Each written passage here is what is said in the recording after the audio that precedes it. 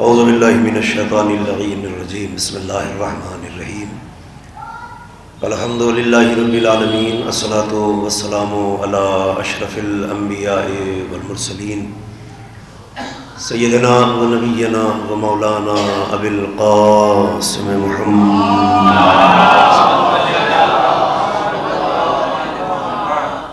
والصلاۃ والسلام علی آلہ الطیبین الطاہرین المعصومین المظلومین المنتخبین المنتجبین الغر المیامین ولعنۃ اللہ علی اعدائہم اجمعین من الآن الی یوم الدین اما بعد فقد قال اللہ تعالی وتبارک بسم اللہ الرحمن الرحیم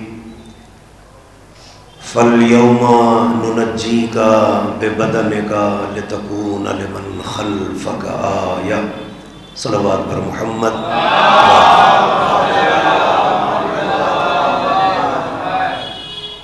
وقت بڑا مختصر ہے اور آپ سننے کو آمادہ ہیں تو کسی تمہید وغیرہ کی ضرورت نہیں، سیدھے موضوع کا آغاز کرتا ہوں۔ بمشکل تمام 50 منٹ کے آس پاس کا وقت ہے، اسی میں فضائل بھی ہیں، مسائل بھی ہیں، تو پوری توجہ کے ساتھ سنتے جائیے گا، تھوڑا تھوڑا بولتے جائیے گا تاکہ پڑھنے کا دل بھی ہوتا رہے اور آپ کو بھی انشاءاللہ لطف سخاوت، سماعت اور خطابت آتا رہے۔ قرآن معجزہ ہے، آپ مانتے ہیں؟ سب کا عقیدہ ہے کہ قرآن معجزہ ہے؟ کیسا معجزہ سمجھتے ہیں آپ؟ یہ ذریع ہے مولا کے نام سے، اس میں آپ کو نور نظر آ رہا ہے، تو کیا آپ ایسا نور مانتے ہیں قرآن کو کہ آپ نے عزا خانے میں قدم رکھا، ذریع میں نور نظر آیا اور ایک شور قوم میں مچ گیا، معجزہ ہو گیا، معجزہ ہو گیا، معجزہ ہو گیا؟ ایمانداری سے بتائیے، اگر نورانی پیکر میں نور نہیں ہوگا تو کیا خاک کے پتلوں میں ہوگا؟ منصور مولا سے ہے تو یہاں نور نہیں ہوگا تو کہاں ہوگا؟ تو کیا آپ کا یقین یہ ہے کہ قرآن ایسا معجزہ ہے کہ اچانک سے ایک نور دکھائی دیا اور آپ نے کہا کہ صاحب قرآن معجزہ ہے؟ ایسا معجزہ سمجھتے ہیں؟ تو ایسا تو معجزہ قرآن نہیں ہے۔ پھر قرآن کیسا معجزہ ہے؟ بھائی یہاں سے توجہ دیجیے گا تاکہ جو میں کہنا چاہ رہا ہوں میری بات جلد سے جلد شروع ہو جائے اور اختتام پذیر ہو جائے، نوجوانوں کو خصوصی طور پر جہاں تک میری آواز پہنچ رہی ہے۔ ہم لوگوں کو درسیات میں جب پڑھایا جاتا تھا علم کلام تو اس وقت سمجھ میں نہیں آتا تھا کہ اس کے پڑھانے کی وجہ کیا ہے، لیکن جب عوام سے سابقہ ہوا تو سمجھ میں آیا کہ یقیناً پڑھنا ضروری تھا۔ علم کلام میں معجزے کو معجزہ نہیں کہا گیا، معجزے کو محال کہا گیا۔ کیا کہا گیا؟ محال۔ قبلہ عمران صاحب تشریف فرمائے، ہمارے برادر بزرگ اور پڑھے لکھے لوگ موجود ہیں، کیفی بھائی ہمارے شہزاد بھائی، بہت توجہ کے ساتھ۔ محال، اب محال کیا ہوتا ہے؟ صرف 2 منٹ آپ کا دوں گا، آپ کو لگے گا کہ مشکل بات ہے، لیکن بات دھیرے دھیرے آسان ہو جائے گی اور آپ انشاءاللہ میرے ساتھ جڑ جائیں گے۔ محال کو علم کلام میں 4 حصوں میں بانٹا گیا: محال عقلی، محال ذاتی، محال شرعی اور محال عادی۔ یہ 4 قسموں میں محال کو علماء نے تقسیم کیا۔ محال ذاتی کیا؟ بہت توجہ رکھیے گا، پہلا جملہ ہدیہ کرنے جا رہا ہوں۔ محال ذاتی کا کیا مطلب ہے؟ اللہ ہمیشہ سے ایک تھا، ایک ہے، ہمیشہ ایک رہے گا۔ وہ نہ 2 ہوا ہے نہ کبھی 100 ہو سکتا ہے، تو جس کا 2 ہونا ممکن نہ ہو وہ 33 کروڑ بھی نہیں ہو سکتا۔ اب تھوڑا سا بیدار ہو تو میرا پڑھنا آسان ہو۔ جو 2 نہیں ہو سکتا تو وہ 33 کروڑ بھی نہیں ہو سکتا۔ تو سیدھا سا مطلب یہ ہوا کہ قرآن کا محال ہونا محال ذاتی سے تعلق نہیں رکھتا۔ ایک بات واضح ہو گئی۔ اب دوسری بات، محال عقلی۔ محال عقلی کسے کہتے ہیں؟ جس کو ماننے سے دور و تسلسل لازم آ جائے، یا اجتماع ضدین لازم آ جائے. دنیا کا سب سے بڑا مسئلہ حل کر رہا ہوں ایک لفظ کے ساتھ. اگر آپ آمادہ ہو گئے تو میرا بیان بہت آسان ہو جائے گا. آج تک دنیا کا کوئی سائنٹسٹ یہ نہیں بتا پایا کہ مرغی پہلے ہے کہ انڈا پہلے ہے. جس کے پاس جائیے وہ اپنی دلیلیں لے کے بیٹھا ہے. وہ کہے گا کہ اگر انڈا نہیں ہے تو مرغی نہیں ہو سکتی, کوئی کہے گا کہ مرغی نہیں ہے تو انڈا نہیں ہو سکتا. یہی سوال امیر المومنین کی بارگاہ میں آیا. ایک سائل نے آ کے مولا سے کہا کہ مولا یہ بتائیے کہ مرغی پہلے ہے کہ انڈا پہلے ہے. علی نے وہ جواب دیا کہ مسئلہ آسان ہو گیا. علی نے فرمایا کہ جو اللہ بغیر ماں باپ کے آدم و حوا کو بنا سکتا ہے, اللہ اکبر, اب اس سے آسان تو نہیں ہو سکتی. جو اللہ, جو خدا بغیر ماں باپ کے آدم و حوا کو بنا سکتا ہے, اس کی قدرت کاملہ سے کیا بعید ہے وہ اشارہ کرے اور پہلے مرغی پیدا ہو جائے. تو قرآن کا تعلق اس محال عقلی سے نہیں ہے, کیونکہ یہ اجتماع ضدین ہے, دور و تسلسل ہے, تو یہ ہمارے یہاں باطل ہو جاتا ہے. اب تیسری شق ہے, چونکہ علماء موجود ہیں تو اس لیے میں پڑھ رہا ہوں. تیسری شق ہے کہ محال شرعی. اس کو اگر آسان لفظوں میں آپ کو بتاؤں تو ایسا سمجھ لیجیے ناسخ و منسوخ. کوئی حکم پہلے تھا اب نہیں ہے, پہلے حکم نہیں تھا اب ہو گیا. اسے کہتے ہیں شریعت کی اصطلاح میں ناسخ و منسوخ. آسان سی مثال آپ کے سامنے رکھتا ہوں. دودھ کے ذریعے وضو کر سکتے ہیں آپ, طہارت ہو سکتی ہے دودھ سے, پاک تو ہے مگر مضاف ہے. لیکن کسی خاص کنڈیشنز میں اگر حاکم شرع اجازت دے تو ہو سکتا ہے کہ اس سے طہارت ہو جائے, خاص کنڈیشنز میں, عام حالات میں نہیں. معجزے کا تعلق اس سے بھی نہیں. اب بچی ہے چوتھی چیز. چوتھی چیز کیا ہے؟ محال عادی. اب یہاں سے توجہ رکھیے گا, بات بالکل آسان ہو جائے گی. محال عادی کا مطلب کیا ہے؟ عادت کے طور پر کسی شے کا چلنا. سورج ہمیشہ مشرق سے نکلتا ہے, مغرب میں ڈوب جاتا ہے. یہ ہے سورج کی عادت, مشرق سے نکلنا, مغرب میں ڈوب جانا. اب بھی اگر سمجھانا پڑا تو پڑھنے کا کیا فائدہ؟ سورج ہمیشہ مشرق سے نکلے گا, مغرب میں ڈوب جائے گا, لیکن شاہ ولایت کی انگلی کا ایک اشارہ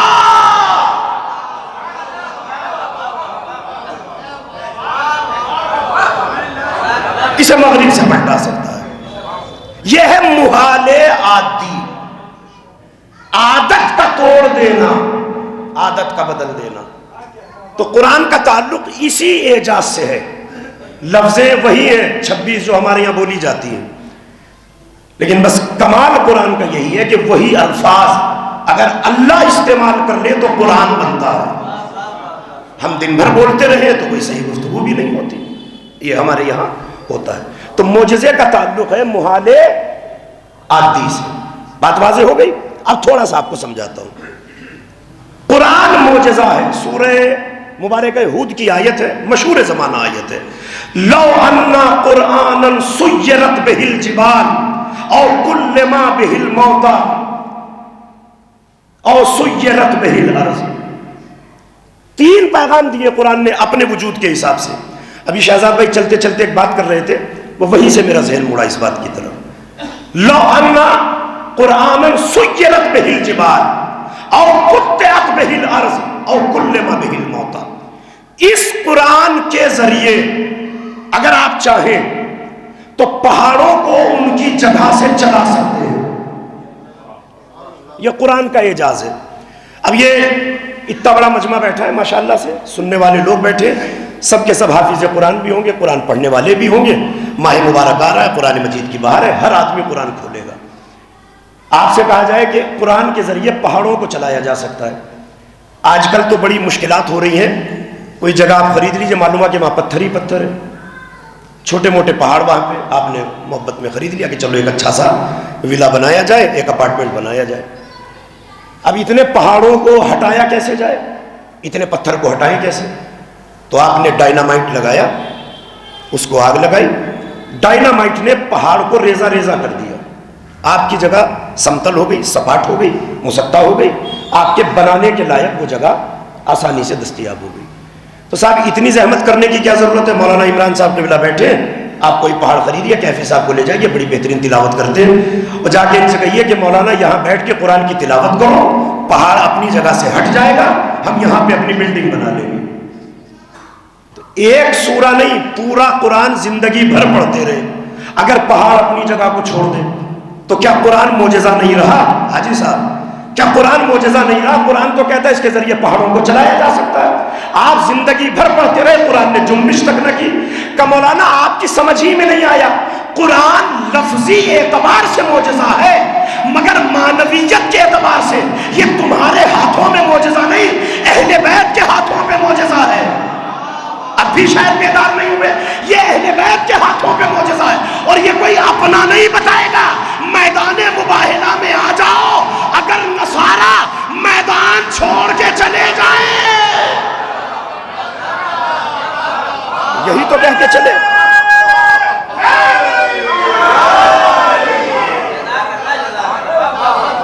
نصارہ کیا کہہ کے میدان سے بھاگے؟ آج ایسے چہرے دیکھ رہے ہیں کہ اگر اشارہ کریں تو پہاڑ اپنی جگہ چھوڑ دیں۔ خطیب العرفان مولانا عرفان درابی صاحب قبلہ اس موقع پہ ایک جملہ کہتے تھے کہ صاحب انہوں نے آ کے مقابلہ کیا کیوں نہیں؟ آئے تھے مقابلہ کرنے کے لیے، اہل بیت پہ لعنت کرنے کے لیے، جھوٹوں پہ لعنت کرنے کے لیے، لیکن جیسے ہی انہوں نے فاطمہ کو آتا دیکھا فوراً میدان چھوڑ دیا، میدان چھوڑ کے اپنی نسلوں کو بچا لیا۔ تو قرآن نے فیصلہ کر دیا کہ جو زہرا کے مقابلے سے ہٹ جائے اس پر لعنت نہیں ہوگی، جو زہرا کے سامنے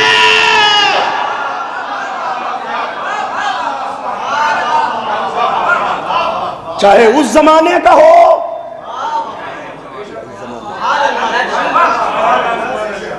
لو انا قرآنا سیرت بہ الجبال، اس قرآن کے ذریعے پہاڑوں کو چلایا جا سکتا ہے۔ چل تو جائیں گے مگر آپ کی زبان پہ نہیں، اہل بیت کی زبان پہ۔ آگے بڑھیے، او قطعت بہ الارض، مسافتیں طے کی جا سکتی ہیں قرآن کے ذریعے۔ مولانا عمران صاحب کا صبح ہی فون آ گیا، کہاں چلے بھیا، کہاں پہنچے؟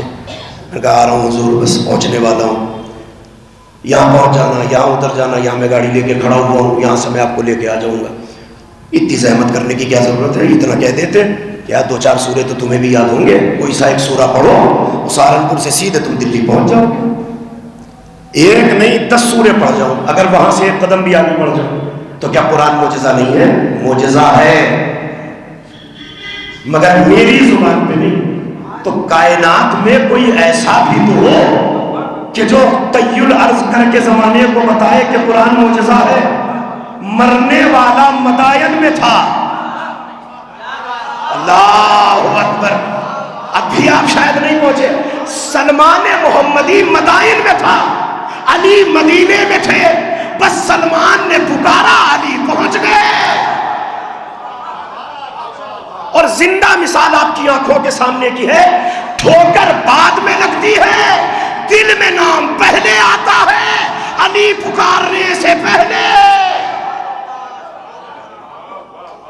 تو یہ طی الارض، زمین کے فاصلوں کو طے کرنا قرآن کے ذریعے ممکن ہے، مگر آپ اور ہم نہیں، اہل بیت۔ آخری بات جو شہزاد بھائی نے کہی تھی، بات وہیں پہ لے کے آ رہا ہوں۔ مردوں سے کلام کیا جا سکتا ہے قرآن کے ذریعے۔ اب ایک بات ہے بہت چبھتی ہوئی کہوں گا، چونکہ میرے بھائی کا کہنا بھی ہے کہ کچھ ایسا بھی کہہ دیا کرو، چبھتی ہوئی بات لگے گی تو میری طرف واپس کر دیجیے گا، بری نہ لگے تو دلوں میں اتار لیجیے گا۔ قرآن کہتا ہے کہ مردوں سے کلام کر سکتے ہو اس قرآن کے ذریعے، اور ہم نے کیا کیا؟ قرآن کا دم نہیں نکل رہا ہے، پڑھو سورہ یاسین، اتنا پڑھو کہ جب تک مر نہ جائے۔ قرآن کہتا ہے کہ مردوں سے کلام کیا جا سکتا ہے، ہم نے زندوں کو مارنا شروع کر دیا، حالانکہ سورہ یاسین قرآن کی دھڑکن کا نام ہے۔ اس قرآن کی دھڑکن کا نام سورہ یاسین ہے، ہم نے مردوں کے سرانے پڑھنا شروع کر دیا۔ اچھا، زندگی میں پڑھتے تو کوئی سبق نہیں لیتے، اور مجلس سوئم و چہلم میں بیٹھتے تو سوچتے کہ قرآن سے سب کچھ سیکھ لیا جائے. جب سیکھنے کا موقع تھا تب کچھ نہ سیکھا, اور جب وقت ہاتھ سے نکل گیا تو اب سیکھنے کا کوئی فائدہ نہیں. قرآن کے ذریعے مردوں سے کلام کر سکتے ہو. آج کی زمانے کی ہر پریشانی قرآن کے ذریعے سے دور ہو جاتی. باپ مر گیا, وصیت نہیں کر سکا, ایک دن گزر گیا, 2 دن گزر گیا, سویم ویم ہو گیا, اب بھائیوں میں بندر بانٹ شروع ہوئی. یہ مکان میرا ہے, وہ فلیٹ میرا ہے, وہ جو پلاٹ بابا نے لیا تھا وہ ہمارا ہے, بہن کہہ رہی ہے کہ میرا ہے. اب سارے بھائیوں میں جھگڑا و فساد. ابا مجھے کہہ کے گئے تھے, ابا نے ہم سے کہا تھا. تو جھگڑنے کی ضرورت ہی نہیں ہے. قرآن کی تلاوت کریے, اپنے محلے کے مولانا کو بلائیے اور کہیے کہ قرآن کی تلاوت کریے, پوچھیے کہ کس کا کیا حصہ ہے. بتائے گا مردہ اٹھ کے؟ بالکل نہیں بتائے گا. لیکن ہاں یہی قرآن اگر اہل بیت کے پاس ہو تو مردہ بولتا ہے. صاحب القطرہ علامہ ہاشم بحرانی تحریر فرماتے ہیں کہ ایک دن ایسے ہی بیٹھے تھے اصحاب کرام, اور ان کے درمیان تھے جناب سلمان محمدی. بات ہونے لگی, کیا کوئی ایسا ہے کہ جو مردوں سے کلام کر سکے؟ تو سلمان نے کہا یہ کون سی بڑی بات ہے, مردے سے تو میں کلام کر سکتا ہوں. کہا چلو کر کے دکھاؤ. ایسے تھوڑی. کہا پھر؟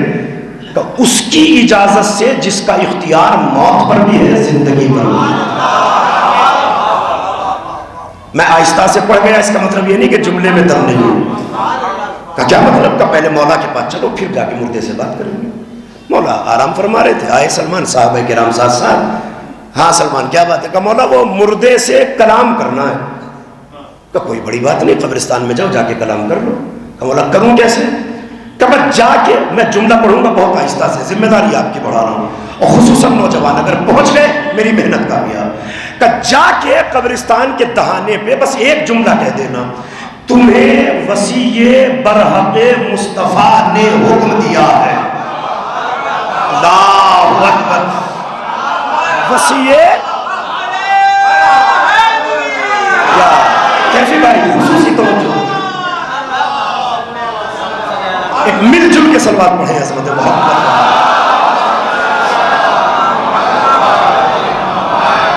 خالی ایسے نہیں, وصی برحق مصطفیٰ کا حکم ہے, ہم سے بات کرو.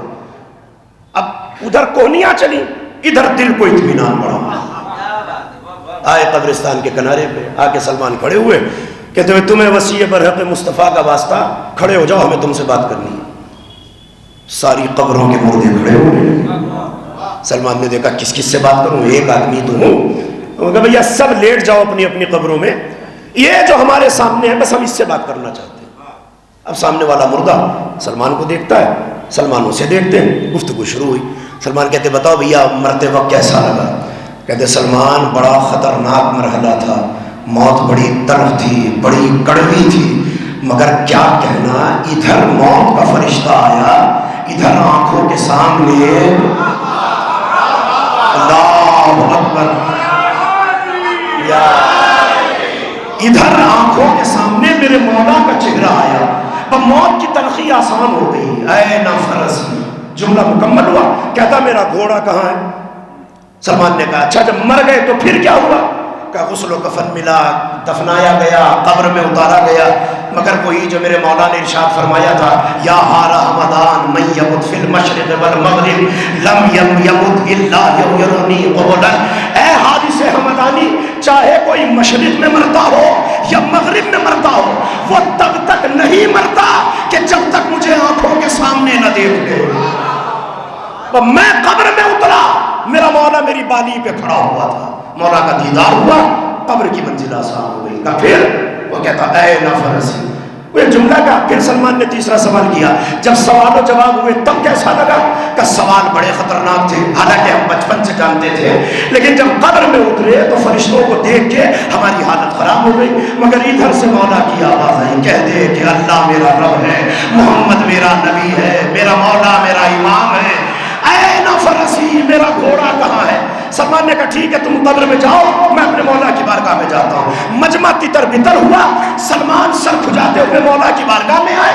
آ کے مولا سے کہتے مولا سوالوں کا جواب تو مل گیا, مردے سے کلام بھی ہو گیا, مگر ایک بات سمجھ میں نہیں آئی. کہا کیا؟ کہ ہر سوال کے آخر میں کہتا تھا میرا گھوڑا کہاں ہے, میرا گھوڑا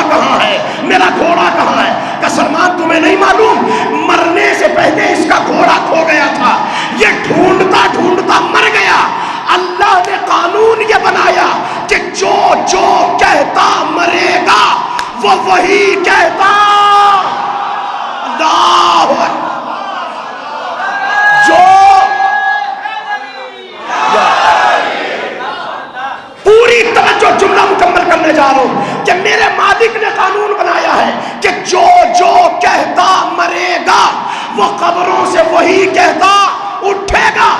ہماری ماؤں نے ایک ہی وظیفہ سکھایا کہ زندگی بھر علی علی کہتے رہو تاکہ جب قبروں سے نکلو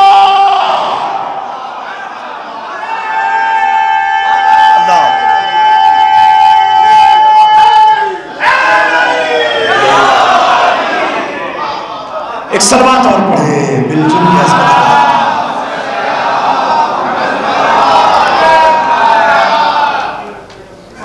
ایک اور صلوات پڑھ دیں مل جل کے عظمت کا۔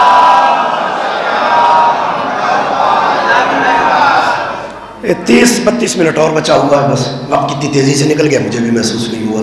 بارہ سنتے جائیے گا، ابھی میں نے آیت کا ترجمہ نہیں کیا، ابھی صرف معجزہ آپ کو سمجھا رہا ہوں۔ معجزہ کیا ہے؟ تو اتنا تو سمجھ میں آ گیا کہ معجزہ یہ وہ نہیں ہے جو ہم معجزہ سمجھتے ہیں۔ کیسا معجزہ ہے قرآن؟ محالے آتی، جو عادتوں کو بدل ڈالے، جو عادتوں پہ حاوی ہو جائے، جو خارق عادت ہو، اسے معجزہ کہتے ہیں۔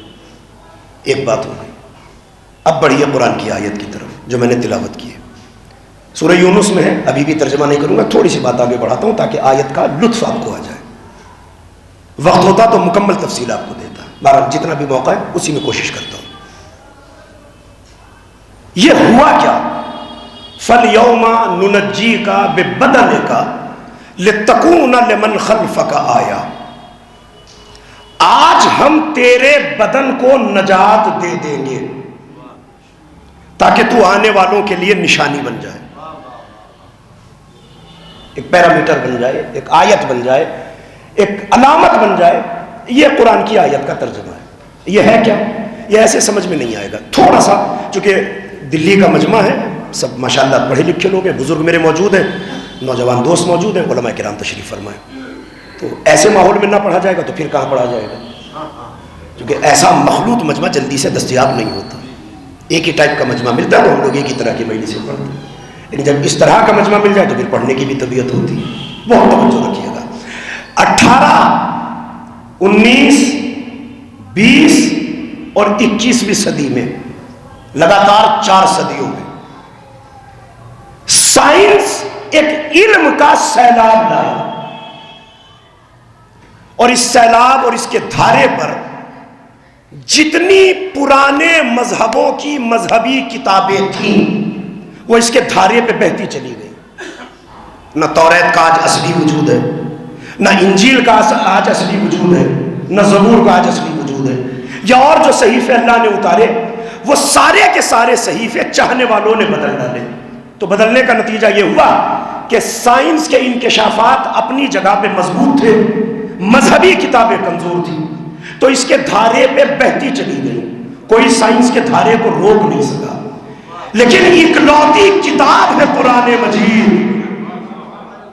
کہ جو قرآن کہتا گیا سائنس اس کے پیچھے چلتی ہے۔ اب سمجھ میں آئے گا کہ قرآن معجزہ ہے، انشاءاللہ ایسا معجزہ ہے قرآن۔ تو 70s کی دہائی میں، 1960 سے 70 کے درمیان اور 73 تک بلکہ آپ لگا لیجیے اسے، فرانس میں کچھ کرسچنز لوگ جمع ہوئے اور انہوں نے کہا کہ یار نہ ہماری بائبل رک سکی قرآن سائنس کے مقابلے پہ، نہ توریت، نہ دیگر ہماری جو مذہبی کتابیں، تو قرآن میں 6000 سے زیادہ آیتیں ہیں، کوئی ایک آیت تو ہوگی کہ جو سائنس کے خلاف بول رہی ہو، آیت ڈھونڈی جائے۔ اور مسلمانوں کا بھی انشاءاللہ وہی حال ہوگا کہ جو باقی مذاہب کا ہوا ہے، تو دنیا کا اکلوتا مذہب ہوگا سائنس۔ ایک بات اور سن لیجئے، مذہب کو سائنس کے ترازو میں نہ تولیے، کیونکہ جس نے سائنس کو بنایا ہے اسی نے فطرت کے مطابق مذہب کو ڈھالا ہے۔ ہو سکتا ہے کہ آج آپ کو سمجھ میں نہ آئے، 10-20 سال کے بعد سمجھ میں آئے، ہو سکتا ہے آج کے زمانے کے لیے نہ ہو، آئندہ زمانے کے لیے ہو۔ تو سائنس کے ترازو پہ قرآن کو یا اہل بیت کو نہ تولیے، یہ الگ ہے، یہ الگ ہے۔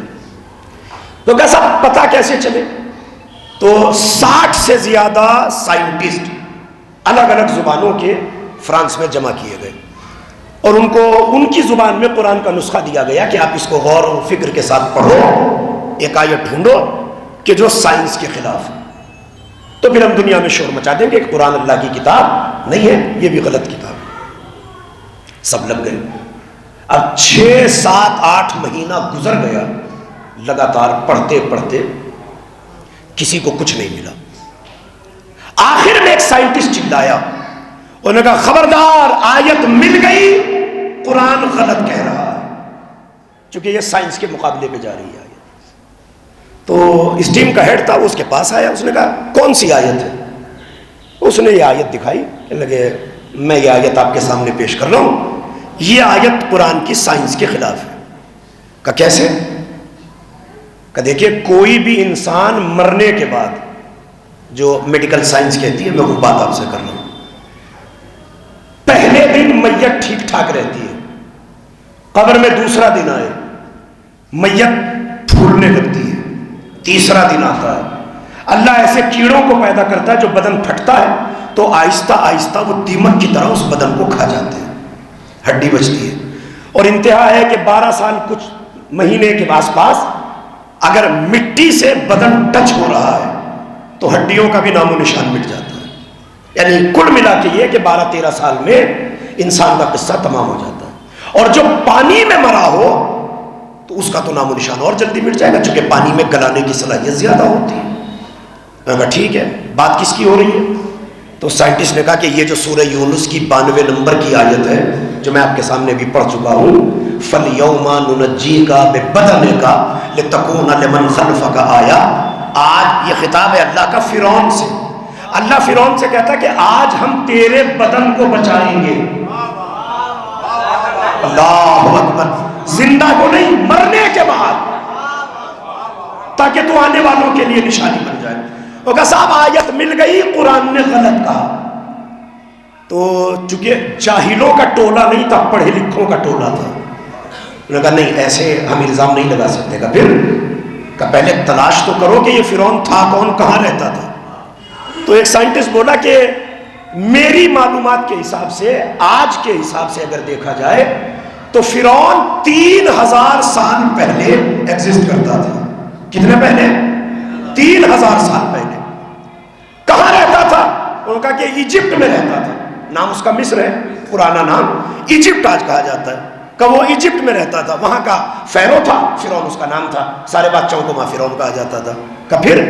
کہ یہ دریا میں ڈوب کے مر گیا تھا انسانی تاریخ کے لحاظ سے، تو اس کو تو بچنا ہی نہیں چاہیے تھا، یہ جو قرآن نے کہا یہ غلط کہا۔ تو سائنٹسٹ کی ٹیم کا ہیڈ بولا کہ نہ ایسے بات نہیں بنے گی، ہم پہلے ایجپٹ چلتے ہیں، تحقیق کرتے کہ وہاں فرعون کی لاش ہے بھی یا نہیں ملے گی تو قرآن جھوٹا ہو جائے گا، خود ہی ہماری بات ثابت ہو جائے گی۔ اب یہ پوری کی پوری ٹیم مصر پہنچی، مصر کے میوزیم کے ڈائریکٹر سے جا کے ملاقات کی، اسے پورا کا پورا قضیہ بتایا کہ کیا کوئی فرعون کی لاش یہاں پہ ہے؟ تو اس نے مسکرا کے بڑا عجیب سا جملہ کہا کہ تم بالکل ٹھیک جگہ پہ آئے ہو، اسی میوزیم میں مصر میں فرعون کی لاش رکھی ہے اور 3000 سال پرانی ہے، اگر یقین نہ ہو تو جا کے دیکھ لو، اور جس آیت کی تم بات کر رہے ہو یہی آیت اس کے سینے پہ لکھی ہے۔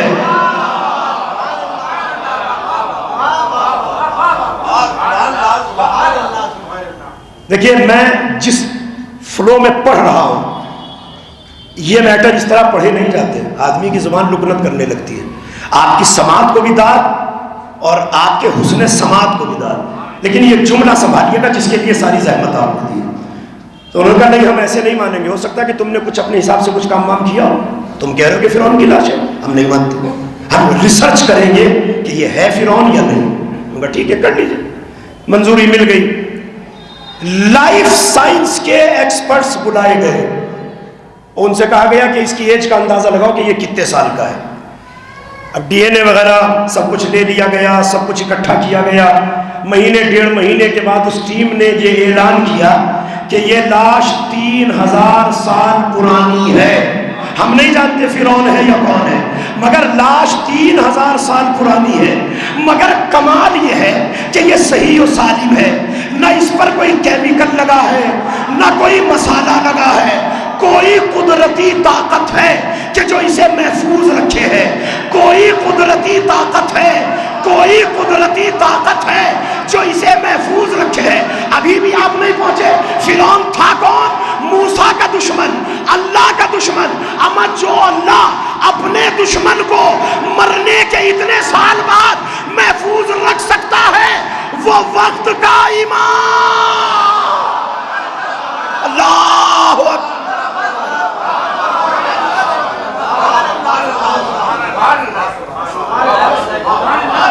جو امام اللہ کی ذات پہ دلیل ہو،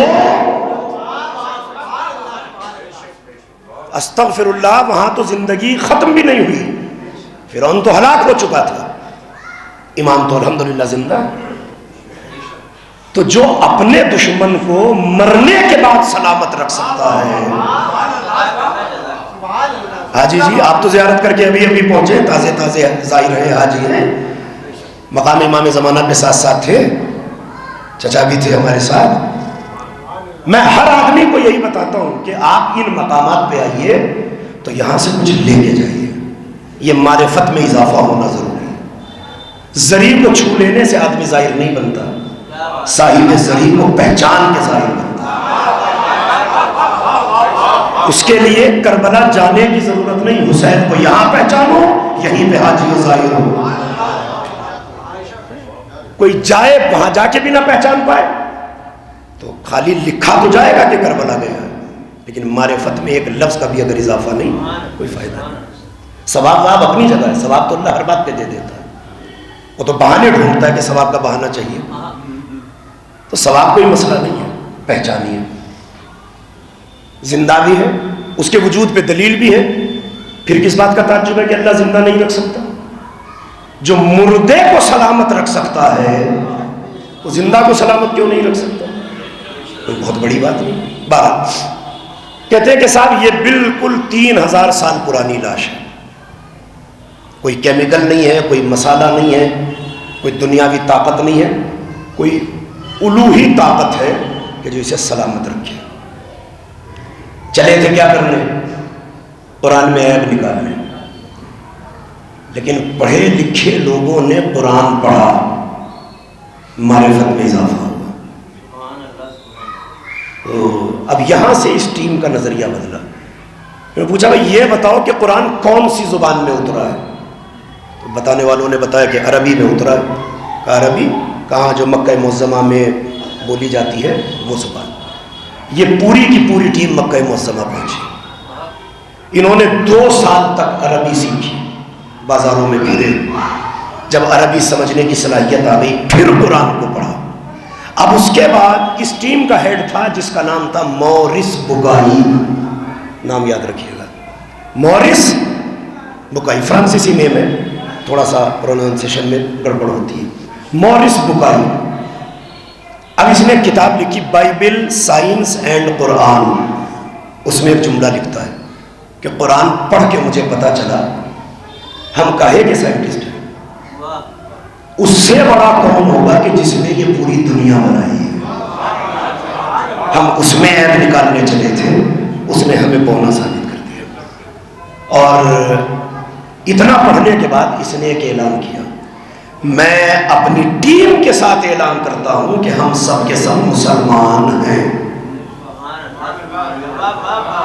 میں جملہ آہستہ سے پڑھ گیا، یقین تھا کہ آپ پہنچ جائیں گے، لیکن ہوتا ہے جب تک ذاکر چیخے گا نہیں مجمع سمجھے گا ہی نہیں کہ نقطہ پڑھا گیا، وہی مسئلہ ہوتا ہے۔ قسم مسلمان ہے، ایک پڑھے لکھے نے قرآن پڑھا، پوری ٹیم مسلمان ہو گئی۔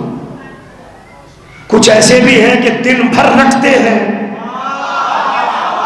اللہ اکبر، وہ سارے مسلمانوں پہ لیبل لگاتے جاتے ہیں، یہ بھی کافر، یہ بھی کافر، یہ بھی کافر، یہ بھی کافر، یہ بھی کافر۔ یہ ایک عجیب سا شوشہ چل پڑا عالم اسلام میں کہ بس ہم مسلمان ہیں، باقی ساری دنیا کافر ہے۔ چل رہا ہے کہ نہیں چل رہا ہے؟ نماز پڑھنے جائیے مسجدوں میں تو پتہ چلا کہ مسجدیں پاک کی جا رہی، کیوں؟ کسا کوئی دیوبندی آ گیا تھا بریلوی میں نماز نہیں پڑھنے دے گا، बरेलवियों के यहाँ देवबंदी चला जाए तो मस्जिद पाक हो रही है, आला हजरत का मानने वाला शाफियों के यहाँ चला जाए तो मस्जिद पाक हो रही है। मैंने क़िबला इमरान साहब से पिछले साल कहा था उम्रे के दौरान कि मस्जिदुन नबवी में, काबा मुअज़्ज़म में, अल्लाह के घर में अगर 73 फ़िरक़े आज मौजूद हैं तो 73 के 73 आके नमाज पढ़ते हैं। सऊदी हुकूमत ने तो पाक नहीं कराया।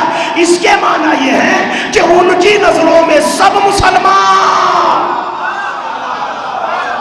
आप पता नहीं कौन सा दीन लेके चल रहे हो, सारी दुनिया को काफिर कह रहे हैं। तो पढ़े लिखों ने कुरान पढ़ा, मुसलमान बन गए, और कुछ जाहिल मुसलमान कुरान पढ़ते हैं वो सबको काफिर बता देते हैं। 2014 की बात आपको याद होगी, आयतुल्लाह उल-उज़्मा सैयद अली सिस्तानी खुदा हिफाजत फरमाए और तूले उम्र दे, और तमाम मराजे को अपनी हिफाजत में और अपने हिफ्ज़-ओ-मान में रखे। माह मुबारक था 2018-19 का, इत्तेफाक से मैं वतनी में था तो मगरिब में नमाज के लिए चला गया। अब हम लोग थोड़ा पहले पहुंचने की आदत है, मुसल्ले पे बैठे, उतने में एक दिन पहले देवबंद से फतवा पूछा गया कि क्या शियों के यहाँ खाना पीना जायज़ है। अब्बास भाई, शियों के यहाँ खाना पीना जायज़ है? तो फतवा आया और वो पेपर में छप भी गया सुबह सुबह कि नहीं नहीं, ये अहले बिदअत है, इनका खाना हराम है, इनको सलाम करना भी जायज़ नहीं है। तो हम लोग बैठे थे मस्जिद में, इतने में कुछ अहले सुन्नत चले आए हमारी मस्जिद में। वो वज़ू किया, मैंने कहा भैया आज ही तो फतवा आया है, सुबह ही फतवा पेपर में छपा भी है और आप आज ही हमारे साथ खाने चले आए। वो कह रहे मौलाना, जिन जाहिलों को हम सीरियस नहीं लेते आप क्यों ले रहे हो? ये खुद अहले सुन्नत ने कहा था बड़े बरसरे आम मस्जिद में कि मौलाना जिन जाहिलों को हम सीरियस नहीं लेते आप सीरियस क्यों ले रहे हो? उससे थोड़ा पीछे जाइए, रहबर मुअज़्ज़म का खुद फतवा था आयतुल्लाह उल-उज़्मा सिस्तानी का कि सुन्नी हमारे भाई नहीं है, हमारी जान है। तो एक कुरान पढ़ने वाले ने काफिर कहा, एक कुरान पढ़ने वाले ने जान कहा।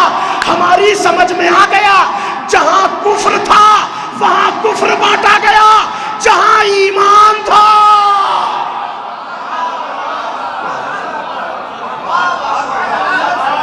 ईमान वालों ने ईमान बांटा, कुफ्र वालों ने कुफ्र बांटा। हो गया ऐलान, वक्त तमाम होने को आ गया, बातें बहुत रह गई, बात भी अभी मुकम्मल नहीं हो पाई मेरी, बारह सारी बातें छोड़ के आगे बढ़ रहा हूं। ऐलान हो गया कि हम सब के सब मुसलमान हैं, मीडिया में खबर छप गई। अब फ्रांस वालों को तो पता है, यूरोपियन कंट्रीज को में तो सबको पता है कि हम ही ने अपॉइंट किया था, और ये तो हमारे ही हक में गलत हो गया। अब इनकी टीम वहां से चली, फ्रांस एयरपोर्ट पे उतरी, पूरे मीडिया ने आके पूरी टीम को घेर लिया। हाँ मुसलमान हो गए जी, अल्हम्दुलिल्लाह। कौन से मुसलमान हो आप? हालांकि ये भी मुगालता है, तो कहा भाई ईसाई तो दो फिरकों में है, बाप्टिस्ट और कैथोलिक, दो बड़े धड़े हैं ईसाइयों में, मुसलमानों में तो 73 फिरके, कौन से मुसलमान हो आप? ये बताओ। तो जो पढ़ के मुसलमान होता है वो ऐसा ही होता है। तो मॉरिस बुकाई ने कहा कि हम ऐरे गैरे मुसलमान नहीं हैं, जिनके हाथों में दामने इस्लाम है, अहले बैत है, हम वो मुसलमान हैं। समझ गए होंगे मतलब, मुझे कहने की जरूरत नहीं। जो अली के मानने वाले हैं, जो फातिमा के मानने वाले हैं, हम वो मुसलमान हैं। अब मीडिया तो मीडिया होता है, वो कहा अच्छा वो तो उंगलियों पे गिने जाने वाले हैं, दुनिया में उनकी तो कोई तादाद वादाद है नहीं, कहीं दिखाई भी नहीं देते। अगर जाना था मुसलमानों में तो बड़े धड़े में जाते ताकि तुम्हारी कोई पहचान होती। तो मॉरिस बुकाई ने, सारी बात मैंने छोड़ दी, 10 मिनट मुश्किल से है, इसी में मसाइल भी पढ़ना है।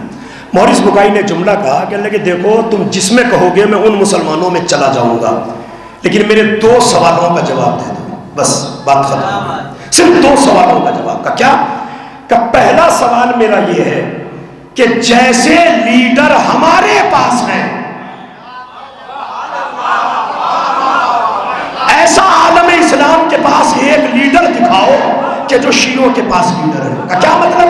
कि हमारे पहले लीडर का नाम है अली, अली जैसा अपने यहां एक दिखा दो ना। अब अगर कोई खामोश रहा तो खिताबत की बारगाह का मुजरिम कहलाएगा। कहते क्या मतलब? कि अली का कमाल यह है कि अली ने बरसरे मिंबर ऐलान किया कि जो तुम्हारा दिल चाहे पूछ लो, मैं हर सवाल का जवाब देने को तैयार हूं, मगर कमाल यह है कि جب علی سے سوال کیا گیا ہو، کسی سوال کے جواب میں کبھی علی نے کہا ہو آدھے گھنٹے کی مہلت دو، سوچ کے بتاؤں گا، پوچھ کے بتاؤں گا، ارے بیٹی سے پوچھ کے بتاؤں گا، کبھی علی نے کہا ہو کسی سوال کے جواب میں؟ ہے کبھی کسی موقع پہ سوال ہوا، مولانا کا نہیں ابھی میرے ذہن میں نہیں ہے، بعد میں بتاتا ہوں، دیکھ کے بیٹی سے پوچھ کے بتاؤں گا؟ کہا کبھی علی نے؟ سوال ختم نہیں ہوتا تھا، جواب حاضر تھا۔ اچھا ایک بات تو یہ ہو کہ میں نے مجلس پڑھ دی ٹھیک ٹھاک، آپ لوگوں کو پسند آ گئی، عمران صاحب ہمارے دوستوں میں، بچپن کے دوستوں میں، مجلس ہوئی تو آپ نے کہا بھائی مولانا کون تھے؟ بڑی اچھی مجلس پڑھ گئے۔ میں کہا نہیں جانتے؟ ارے ہمارے چچا کے پڑھائے ہوئے تو ہیں، ہمارے دادا ہی نے تو ان کو پڑھایا تھا تبھی تو اتنا اچھا بول گئے، ہمارے دادا نہ پڑھاتے تو کبھی نہ پڑھ پاتے۔ یعنی کوئی آدمی اگر کمال کی طرف جاتا ہے تو پورا سماج اپنے باپ دادا سے جوڑتا ہے۔ اللہ اکبر۔ اب بھی جملہ پڑھنا پڑے گا۔ علی نے منبر پہ دعوے سلونی کیا، عرب میں کوئی مائی کا لال کھڑا ہو کے تو کہتا علی کو میرے باپ نے پڑھایا، علی کو میرے دادا۔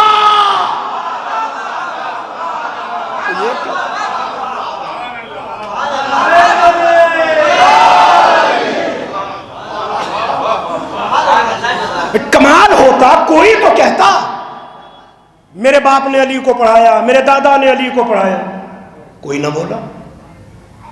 اور خود علی نے فرمایا ضبطنی رسول اللہ ضبطن ضبطن، مجھے نبی نے علم ایسے بھرایا جیسے کبوتر اپنے بچے کو دانا بھراتا ہے۔ اس سے اعلیٰ مثال دنیا میں ہو ہی نہیں سکتی۔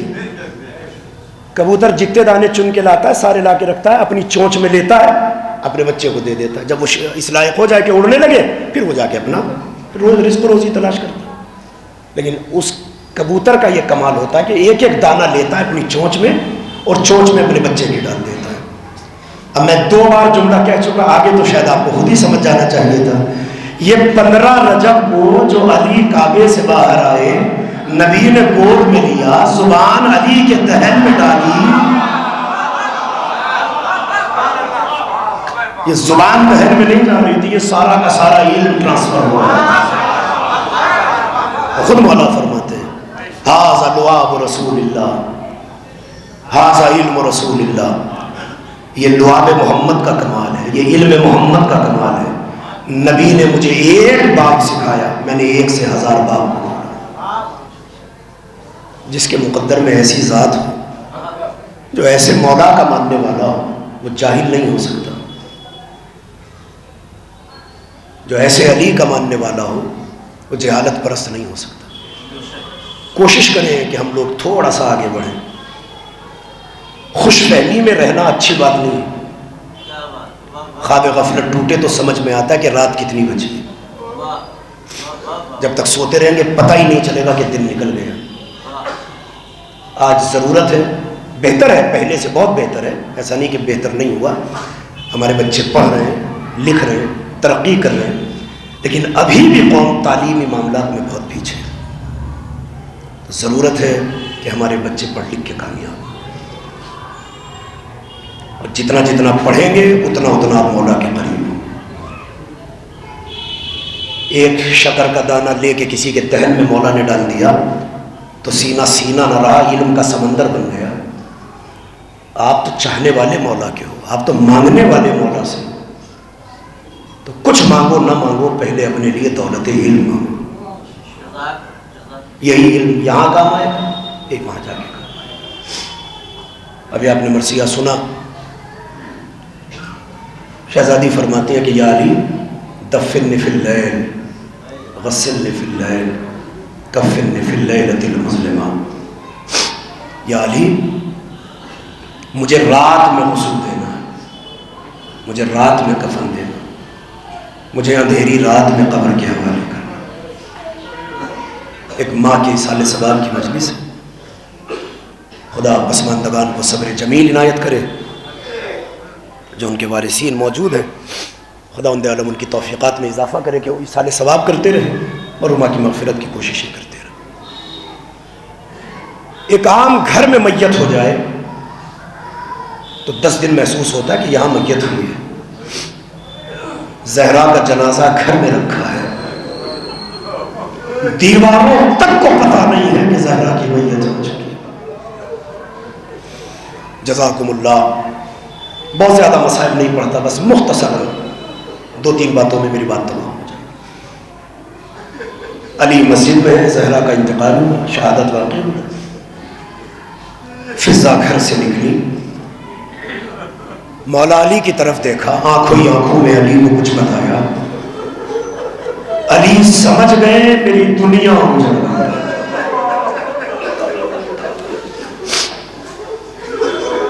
جن کے سروں پہ مائیں ہیں خدا ان کی ماؤں کو سلامت رکھے، جو انتقال کر گئی خدا ان کی مغفرت فرمائے۔ بھرے من سے بھاری قدموں کو اٹھا کے علی گھر آئے، زہرا کا ہاتھ اپنے ہاتھ میں لیا، آنکھوں سے آنسو جاری ہیں، تڑپ کے علی کہتے ہیں اے بنت رسول، علی آپ کی حفاظت نہیں کر سکا۔ بنت رسول اپنے بابا سے جا کے شکوہ نہ کرنا، آپ کی پسلیاں ٹوٹ گئی، علی آپ کو نہیں بچا سکا۔ وصیت کے مطابق شب ہونے کا انتظار ہوا، رات کا 1 پہر 2 پہر 3 پہر گزرا، علی نے غسل دیا، جناب زینب ساتھ ساتھ تھی، پانی اٹھا کے بابا کو دیا، یہاں سے جو بازو سے ذرا سا کپڑا ہٹایا مولا نے تو نشان نظر آیا۔ بیٹی کو ماں سے بڑی محبت ہوتی ہے، زینب نے ماں کا ہاتھ پکڑا، رو کے بابا سے کہتے بابا یہ نشان کیسا ہے؟ علی نے رو کے کہا آثار السیاد، یہ تازیانے لگنے کے نشان۔ جنازہ تیار ہوا، حسنین کریمین کو بلایا کہ بیٹا جاؤ اپنے چچا سلمان کو بلایا، مگر ایک بات کا خیال رکھنا، روتے ہوئے نہ جانا، کئی دشمنوں کو اطلاع نہ ہو جائے۔ میں ایسے بول رہا ہوں آواز سب کو سنائی دے رہی ہے، یہ میں نے منہ ڈال لیا، آواز تو نہیں آئی ہے باپ؟ گریبان میں منہ ڈال کے جوانان جنت کی جوڑی چلی، سلمان کے دروازے پہ آئی، سلمان نے دروازہ کھولا، دیکھا بچے رات کے اس وقت، کہتے شہزادو آپ اس وقت؟ چچا بابا نے بلایا۔ شہزادو بات کیا ہے؟ کہ چل کے بابا سے پوچھیے گا۔ آگے آگے جوانان جنت چلے، پیچھے پیچھے سلمان، دور سے مولا نے سلمان کو آتا دیکھا، ابھی تک علی کو کوئی اپنا نہیں ملا تھا، دوڑ کے سلمان کے گلے میں باہیں ڈالی، تڑپ کے کہتے سلمان فاطمہ دنیا سے چلی گئی۔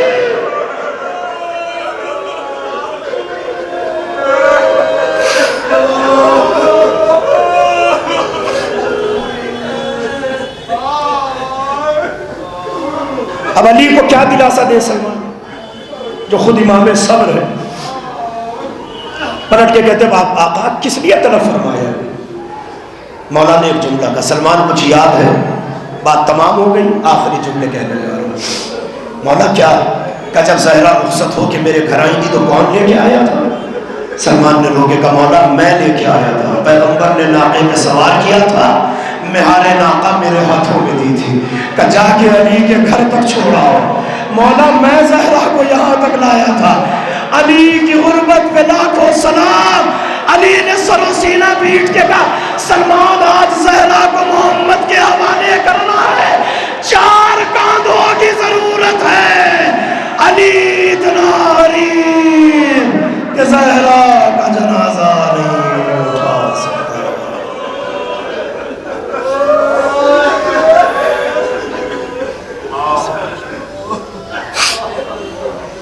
وَسَيَعْلَمُ الَّذِينَ ظَلَمُوا أَيَّ مُنقَلَبٍ يَنقَلِبُونَ إِنَّا لِلَّهِ وَإِنَّا إِلَيْهِ رَاجِعُونَ۔ الہی بحق زہرا و ابیہا و بعلہا و بنیہا، خدا ہمارے اس عبادت کو قبول فرما، جو بھی اس مجلس کا ثواب معین کے اس سے مرحومہ کی روح کو شاد فرما، ان کے درجات کو بلند فرما، جوار معصومین میں جگہ عنایت فرما، پسماندگان کو صبر جمیل عنایت فرما، جو حضرات حج و زیارات کے متمنی ہیں انہیں جلد سے جلد حج و زیارات سے مشرف فرما، مقامات مقدسہ کی حفاظت فرما، ہمارے وارث کے ظہور میں تاجیل فرما، ہمیں ان کے ناصبوں میں شمار فرما۔